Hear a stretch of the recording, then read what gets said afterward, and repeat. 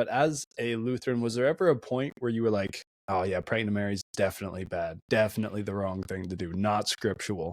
Or you always just kind of like, yeah, it could be okay? Yeah, so it was actually right before I had started softening on these Marian dogmas. I was starting to get into. I was on TikTok actually, so I was actually still an apologist or a creator on the internet, and I was starting to argue against Catholicism because a lot of Catholics were in my comments telling me to become Catholic. So I'm like, you know what? I'm going to show them, and I'm going to start disproving their faith and stuff.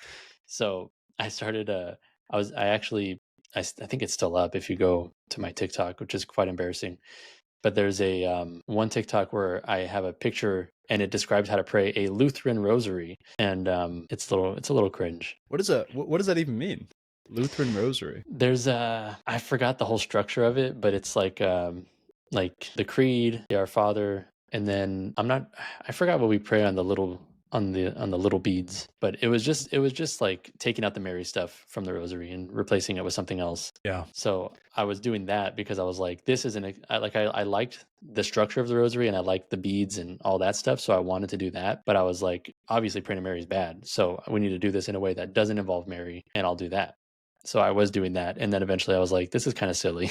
I mean, the prayers are perfectly fine to pray, but I'm just like, it's kind of silly to have a rosary that doesn't involve Mary. It's just a ripoff. It's like we're trying to knock off this prayer that they have because we acknowledge something beautiful about it, but we're going to pray it in like a way that it wasn't originally intended to be.